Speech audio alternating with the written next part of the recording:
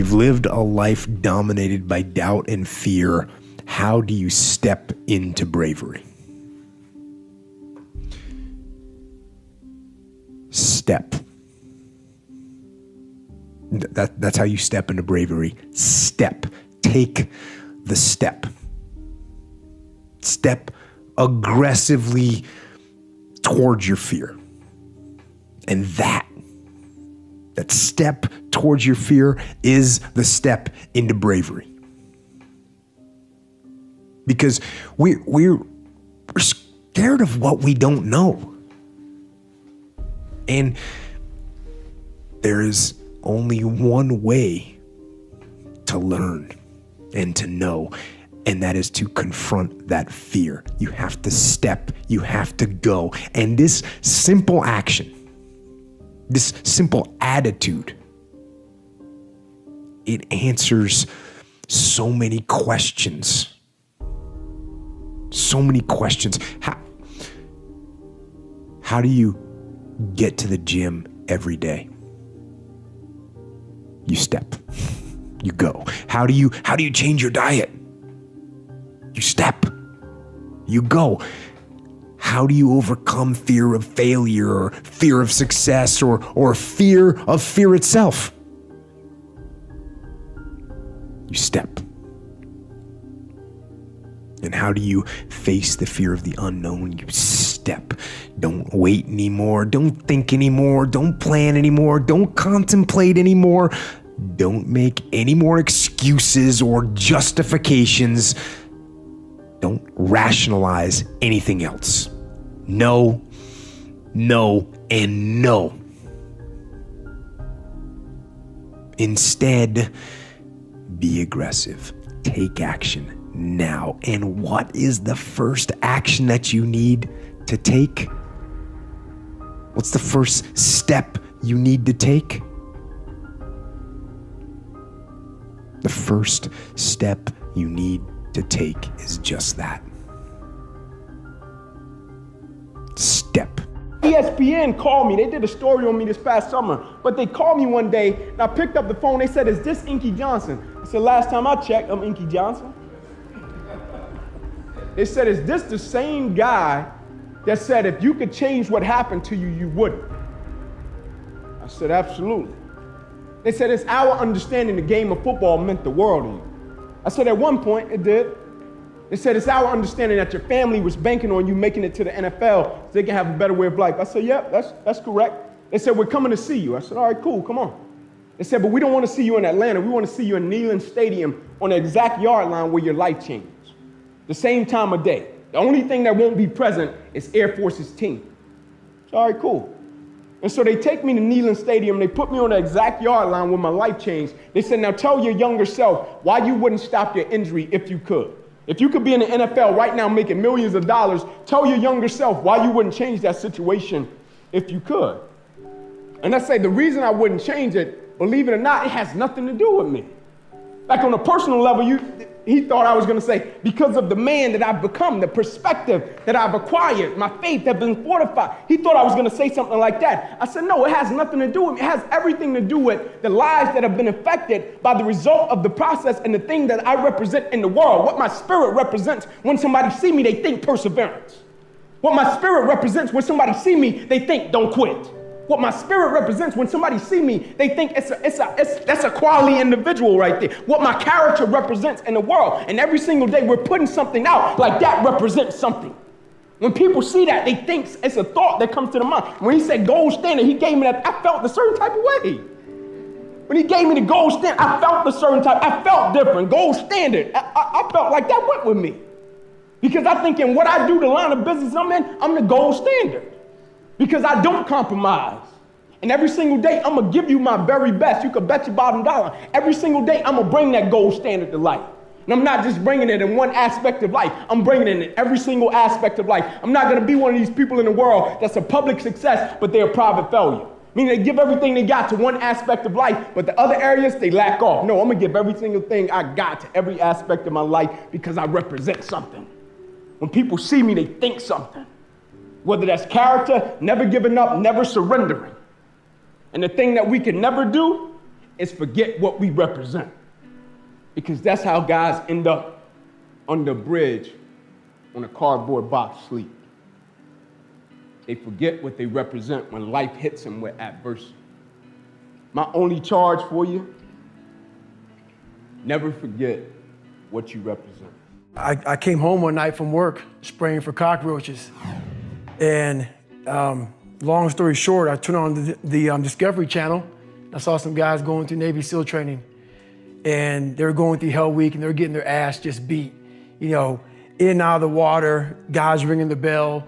They were just suffering. And I was weighing like 297 pounds. And I had to make a change in my life. You know, I was at an all-time low and I wasn't going anywhere. And I was exactly what everybody said I was gonna be, which was nothing. So I had to make a change. What was it about seeing suffering that's really interesting? And I actually get it, but I want to hear you explain it. Why suffering was the thing that triggered that thought? Well, for me, growing up, I came from a horrible background. I got called nigger every day of my life growing up, lived in a small town. The Klan headquarters at that time was about 20 minutes from where I lived. Right. One of the high ups in the KKK, son, sat behind me in 2 classes, so he called me nigger all the time. I got my first car, they spray painted nigger, we're gonna kill you on it. So I was just an insecure, scared kid. And the only way I could find myself was through putting myself through the worst thing possible. I'm gonna say the exact opposite of what the world, today's world is saying. So we read a bunch of books nowadays. As humans, we wanna find out how to be someone else. What we don't do is we don't go inside. So literally turn yourself inside out. Read the book that's like we're writing a book every day of our lives. Every day we're seeing who we are as people. When I was growing up, I lied for people to accept me because I didn't accept myself. So I would make up stories so then you would accept me into your world. I would, everything I did was for someone else to like me. It wasn't until I started reading my own book about how pathetic I was as a human being. I can blame my dad, I can blame kids at school, I can blame having health issues, ADD, my mom not being around. Great mom, but she was doing her thing. Right. I could blame a lot of people. And that's the book I was reading. And I put it off on everybody else. It wasn't until I said, you know what, for me to fix this, I gotta read what the f is wrong with David Goggins. Not blame anybody. Read my book and say, okay, I'm afraid of my shadow. How can I overcome that? Go in the military, get your ass kicked, do things you hate to do, be uncomfortable every day of your life. Roger that. I'm not the smartest kid in the world. Okay. Instead of somebody saying, oh no, you're smart. No, don't say that to yourself. I said to myself, no, I'm a dumb. Okay, roger that. How you get smarter? Educate yourself. So the things that we run from the truth. We're running from the truth, man. So the only way I became successful was going towards the truth. As painful and as brutal as it is, it changed me. It allowed me to become, in my own right, who I am today. I'll never forget a recent experience. Doing my business on Wall Street, getting on the train to come back to Midtown, 1 o'clock in the afternoon. Normally, there's a lull. This train should be empty. But on this day, the train was full of people, all in business suits. A guy recognizes me, comes over and says, hey, are you Chris Gardner? We started talking. Turns out I'm in a car with the first wave of the 55,000 people who had just been laid off by Citibank. And I noticed something. Everyone's holding a box. You've seen the boxes, you've seen them on television. They've got their house plant, their coffee mug, the pictures of their kids. And they're all going home. They're all going home to tell their wife, their husband, their children, and the landlord they don't have a job. I began to share with this young guy that, well, you know what? Yeah, you lost your job. But you haven't lost your skills, your talent, or your expertise. What we've got to do now is create opportunities where the skill, talent, and expertise can be transferable. Creating an opportunity and looking for a job are two different things. This could be prime time for pushing your button, rather, finding your button. What do I mean by that? Prime time to find that one thing that you love to do so much you would get up in the morning and do it free. Prime time to find that one thing that the sun cannot come up soon enough in the morning because you want to go do your thing. This could be that time in your life. You got to work your butt off. If you think that you're gonna go and accomplish something really special and be the best in anything in the world, and you think you can do it without working, you make a big mistake. Because no matter what I did, if it was in bodybuilding or in acting or if it is in the political arena, it always took a lot of work. And you got to put out, and you got to, sometimes make a lot of sacrifices. Notice, if you're not willing to work hard, forget about it. So there's another rule that is very important. Why do you prioritize sleep so highly? Just curious of what makes you so committed to that and the science behind it. Thank you for all you do. I find that I'm slower when I'm fatigued. So I find myself drifting. I have more symptoms of what we'll call ADD, so that my attention just drifts. And then I find I'll read a sentence or whatever and be like, God, I have to reread the sentence like 10 times. So that was just going, whoa. I'm not as efficient as I could be. And then the other is I find it a unique form of misery. There is an additional ring of hell that is saved just for people who are fatigued. I hate it so much. So it's misery, and I don't understand people that live a life that is miserable. I just don't get it. And then on top of that, I think you actually accomplish less if you're fatigued. So you're putting more hours, but you're actually getting less done per hour. So if being fatigued puts you at like 0.6 of what your output could be, and then being just like incredibly well rested, prioritizing that puts you at, it's, I guess mathematically I should be saying just 1, then like you have to make up 40% of the number of hours in waking up early just to break even, and then you put misery on top of that. So that's my N of 1 experience, is that I am so deadly efficient when I'm rested that I just get more done. So comparing those two side by side, I actually accomplish more. Well, you know what? People do look at me and see me as creative because I've written so many books, and I am curious. But when I started off in college, in my freshman psych class, they gave us a test for each student to take on creativity. And there were 17 in that class. I can remember it well. And I was at the bottom of the class on creativity. I mean, I was like number 17 out of 17. And what the teacher posted the scores. And so, I saw how bad I was. And then I really felt bad, not only because I wasn't creative, but I was going to go pastor, I was going to go into ministry, I was going to teach, I was going to do sermons. And then I got to thinking to myself, I'm going to be another boring preacher. And that just gripped me. I thought, oh, this is going to be awful. I'm going to bore people all my life, you know what I mean? And then I'm going to ask them to pay while they hear me. This is an awful deal. So, and so 2 things I did.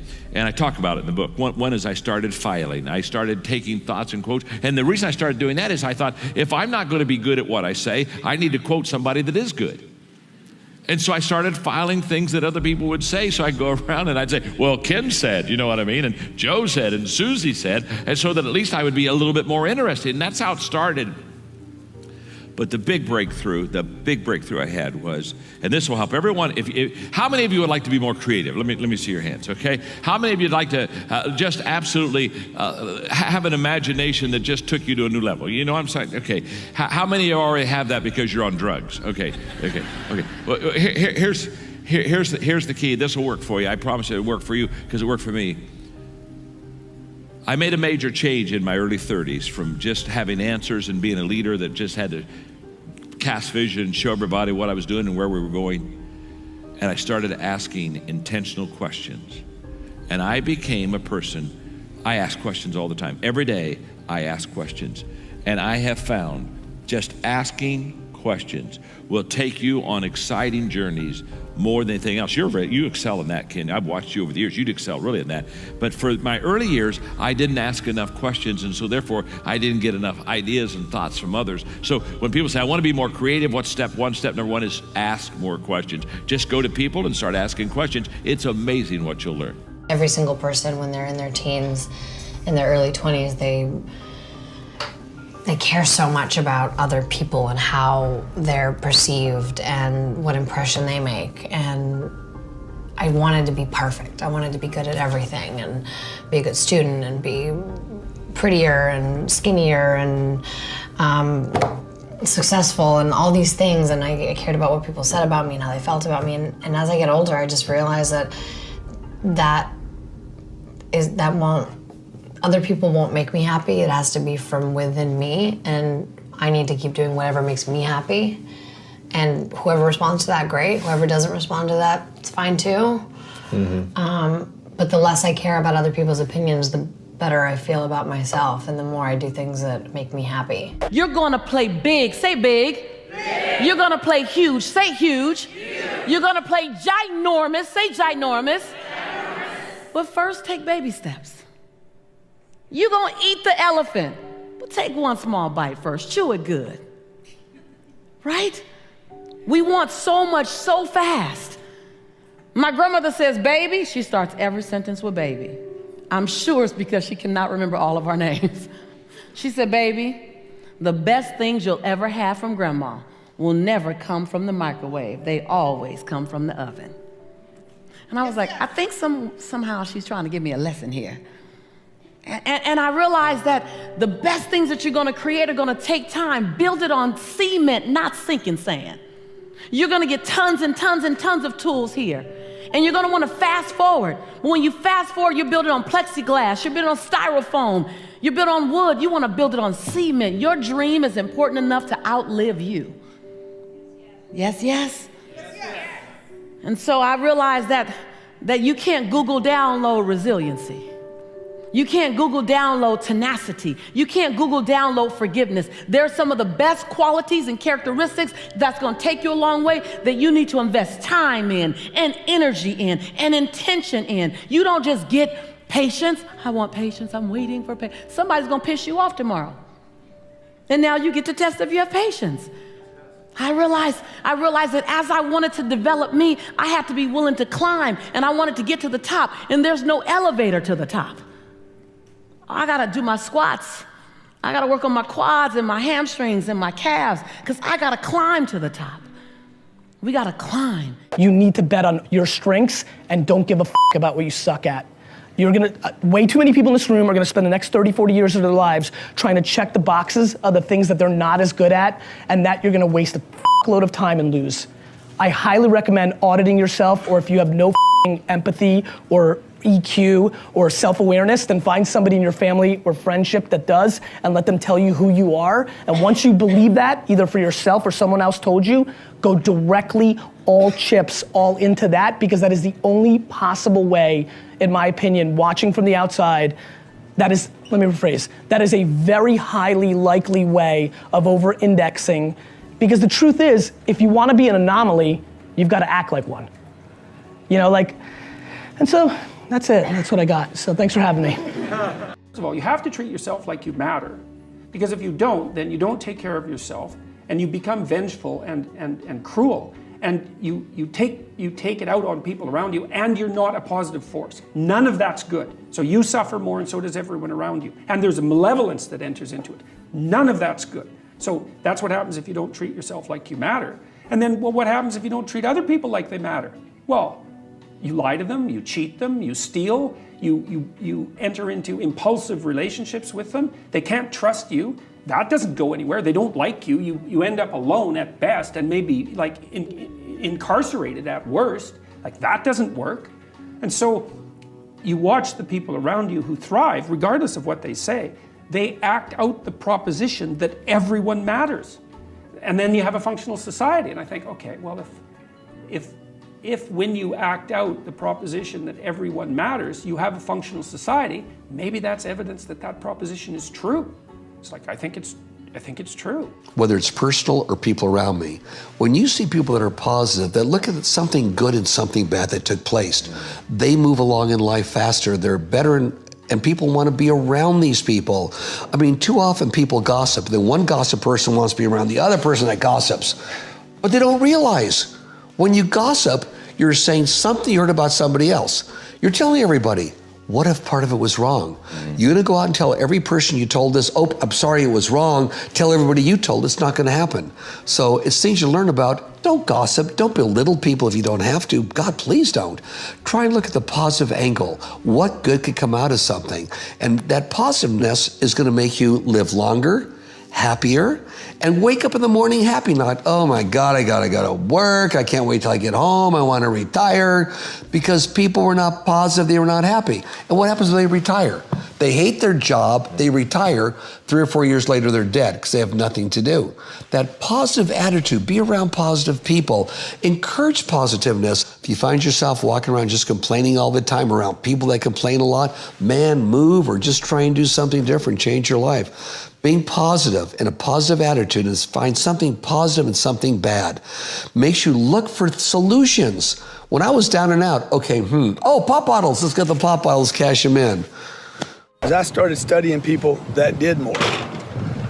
Not people that didn't do more, not people that said do less, not people that said, hey, don't be satisfied or be satisfied, not people that said, hey, be grateful for what you have. I started studying people that said and had done more, that you can do more. That's who I listen to today. I listen to the people, my friends in my life, the people I listen to, the people I talk to, the people that I follow on Facebook or YouTube or Instagram. I don't follow everybody. I follow the people that say, you can do more, dude. I follow the people that say, I am doing more. I follow the people that are actually doing something on this planet to make a difference for the better. You have to be selective. You have to give something up, okay? You cannot listen to everybody, to every voice, to every person that's quit or given up. You got to make a decision. If you have that little voice inside of you that says you can do more, you have to give attention to that voice, and you got to feed it with those that support that idea that you can do more. Everyone in this room knows how to create. You're not a manager of your life, you're a creator of your life, or you wouldn't be in this room. How do you create your life? You get hungry for something, don't you? Who has done something in your life that once seemed difficult or impossible, and now it's part of your life? Who's got something in your life in this area? Say I. How did you do it? You created it 3 ways. Number 1, you decided there's something you wanted so bad that you unleashed all your desire. You became obsessed with it. If it was a business or a car or a relationship or a transformation in your body, if there's something you once envisioned and now it's real, it's because you didn't just envision it, you brought so much emotion to it that now it's in your life. It was once a dream, it was once a goal, and now it's in your life. How many have something like that in your life now? Say I. You may take it for granted now, hopefully not, but it was once just a vision. It may have seemed impossible at one time. So how did you do it? You started with a concrete vision of what you wanted and you focused on it continuously, didn't you? Wherever focus goes, energy flows. You envisioned something, you got clear about it, and then you started thinking about all the reasons why you wanted it. You got excited about it. Said, this is what's next for me now. I want this. You may have dreamed about it, thought about it, talked about it. But when you focus on something continuously, something magical happens. You get insights, don't you? You overhear a conversation and you hear something you wouldn't have heard if you didn't have that outcome or goal that you wanted so badly. Who's ever come up with something, obsessed about it, didn't even know how to do it, and it just happened and it came together? Who's had that experience? Say I. So why don't we tap into that power now for your business and life? You want to be great, like you want to be good. And you sort of set these funny expectations for yourself, you know? One of the funniest things that Fogerty ever said to me, he was like, yeah, I was learning to play the drums, but I realized that I would never be as good as John Bonham from Led Zeppelin, so I stopped. And I'm like, who is as good as John? But nobody. Like, what the how could you do that? So, like, there should be no right or wrong, you know? You should just be cool with what you do and how you sound. Like, it's one of the things that I have a problem with, like a lot of those song contest shows on TV. Not only because, you know, whatever, it's corporate cheese or whatever, but I have a problem with Like if my kid walked up on stage and sang her heart out as best as she could, and Jennifer Lopez said like, no, sorry, that's not good enough, I'd be like, I would be so pissed, you know? Because that's not how it works. You know, you should go to a yard sale and buy a shitty old guitar and then go find a friend and get into your garage and just suck. That'd be awful.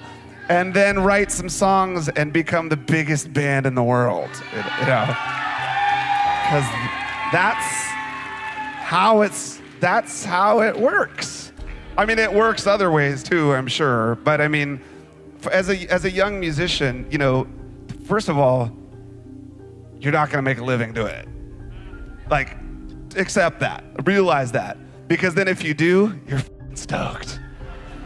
The reward of playing music should be the reward of playing music. Like that's what you kind of get. Like when I was a little kid, or when I was playing punk rock music as a teenager, like there was never any career opportunity because we played punk rock music. Nobody wanted to buy that, but we loved to do it. It was so much fun. And like if you start from a place like that you just love to create and you just love to play music and you can't stop thinking about it and you do it every day and you do it by yourself or you do it with your friends and that's enough for you to survive the rest of your life, that's great. And then once you start getting good, you start playing for people. And once you start playing for people, if you're good, then those people will tell other people, that girl's really good. So then all of a sudden you're playing to all these different people, and that to me is the most important thing. When it's you on stage and people are seeing, when people see another person doing that, it's really inspiring. Like it's cool to see a human being jamming. That's great. One night, Chris had gone to bed. I'd been struggling. We still had all the same problems. We still had a lien on the house, still facing bankruptcy, still fighting like crazy. I was still unemployed. They still hadn't figured out like the solution yet for the business. And I was about to turn off the TV, and there on the TV, there was this rocket launching, and I thought, oh my gosh, that is it. I am gonna launch myself out of bed like a rocket ship, like NASA, right here, had launched me out of that bed. And I'm gonna move so fast that I don't think. I'm gonna beat my brain. Now, here's a really interesting point. I talk a lot about your instincts and inner wisdom. And we can get into this a little bit later, but a lot of us talk about the fact that you have a gut feeling. But what all this research that I've done for the book and all the speaking that I do, what I've discovered that's fascinating is actually when you set goals, when you have an intention on something that you want to change about your life, your brain helps you. What it does is it opens up a checklist, and then your brain goes to work trying to remind you of that intention that you set. And it's really important to develop the skill, and I say that word purposefully, the skill of knowing how to hear that inner wisdom and that intention kicking in and leaning into it quickly. So for me, my brain saying, that's it, right there, move as fast as a rocket, Mel. I wanted to change my life. And I think most people that are miserable or that are really like dying to be great and dying to have more, we want to change. We want to live a better life. We want to create more for our families. We want to be happier. The desire is there. Again, it's about how do you go from knowledge to action. So the first thing in this story that's important is realizing that the answer was in me. And my mind was telling me, pay attention. Could have also been the bourbon. I had a couple of Manhattans that night. But anyway, the next morning, the alarm goes off, and I pretended NASA was there. It's the stupidest story. I literally went 5, 4, 3, 2, 1. I counted out loud, and then I stood up. And I'll never forget standing there in my bedroom. It was dark, it was cold, it was winter in Boston. And for the first time in 3 months, I had beaten my habit of hitting the snooze button. I couldn't believe it, and I thought, wait a minute. Counting backwards, that is the dumbest thing I've ever heard in my entire life. Well, the next morning I used it again and it worked. The next morning I used it again and it worked. The next morning I used it again and it worked. And then I started to notice something really interesting.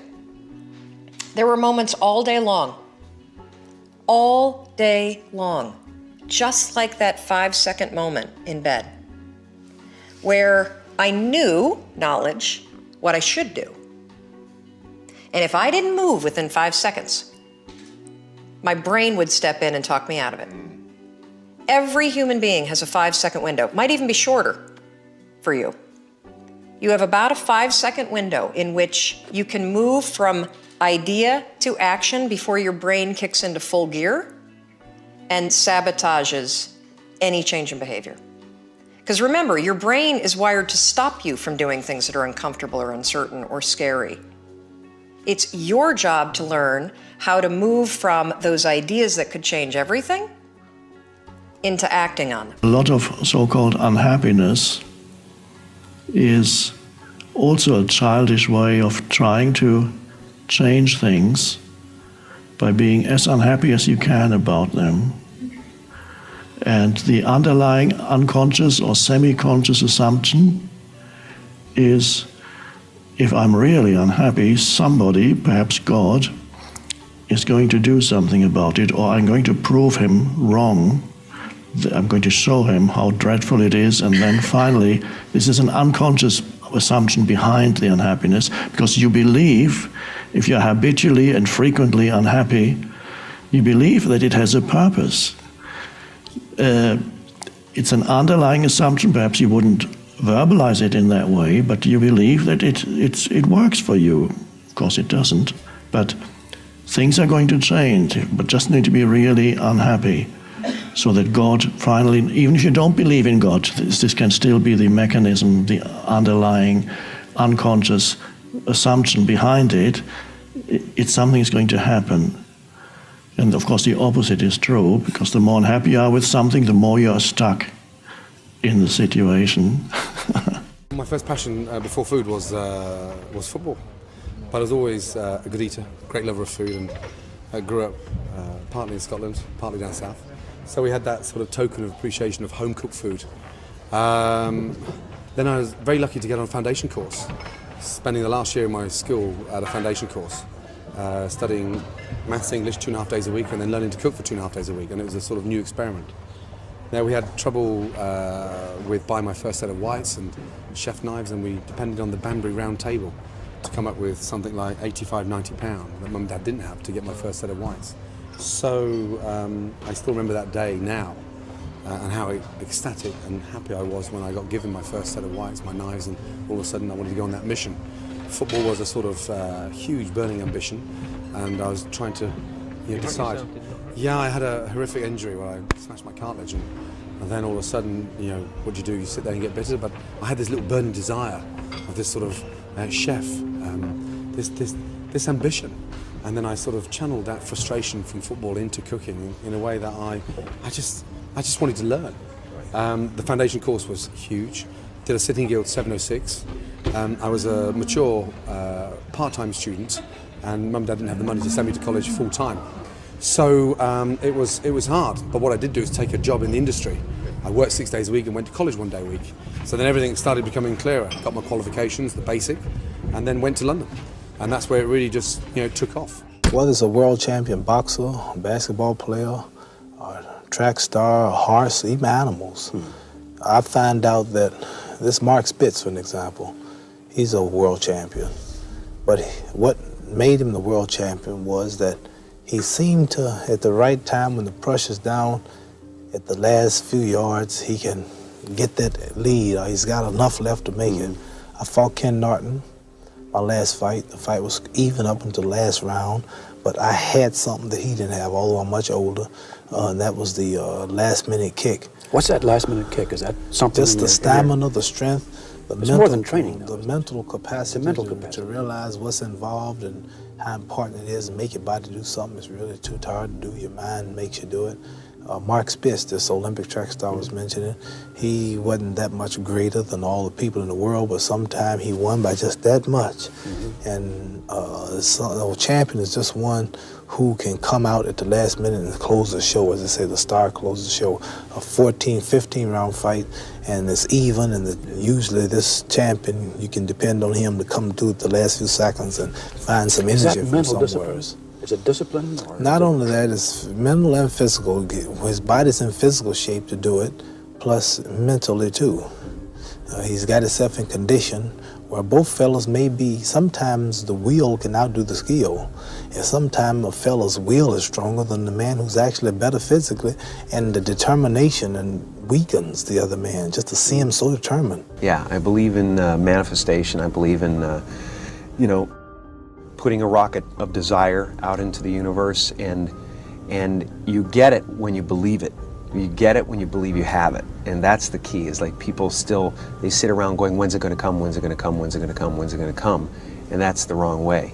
You're facing the wrong way, you're facing away from it. You have to go, it's here, it's here, it's here. Every single human being has value, and my value is not determined on how I look or what job I have or where I'm from, where I was born, how much money, all that stuff is nothing. So many teenagers, tease each other for how we look, and I tell the teenagers, do you think that I'm cool enough to be your friend? They're like, yeah, of course. I said, but I have no arms, no legs. They said, doesn't matter. I said, really? So it doesn't matter that I have no arms, no legs? I said, no, it doesn't matter. I said, then actually, if it doesn't matter, then why do we kill each other with our words if it actually doesn't matter? Why do we look ourselves in the mirror and see ugly instead of valuable? I want to ask you today, what are you looking for? If I gave you $1 billion, would you be happy? If you gave me $1 billion, I'd be very happy. But then if my mum dies tonight, am I happy? No. With all the money in the world, I'd never be happy. Why? Because money is something that cannot heal the soul. I don't make notes. I react very instinctively to everything. I'm a great believer in traveling a great deal. I don't believe meetings, more than 2 people in a meeting is too many. Really, it's true. Do you know about stand-ups? No, okay. So in Silicon Valley now, when you have a meeting, everybody stands in a circle like they're meditating. And that's how, maybe I should try that. I think the more you go out, the more you see, the more you experience life, the more you bring back to your day job. So as I was trying to say in my remarks, I think the problem about big corporations is you get a lot of people my age trying to hold on to their jobs and clinging on to their pensions and their retirement, and they're not experiencing new things, and they don't like change and they don't like disruption, so either they don't make a decision or they say no, and as a result they stagnate.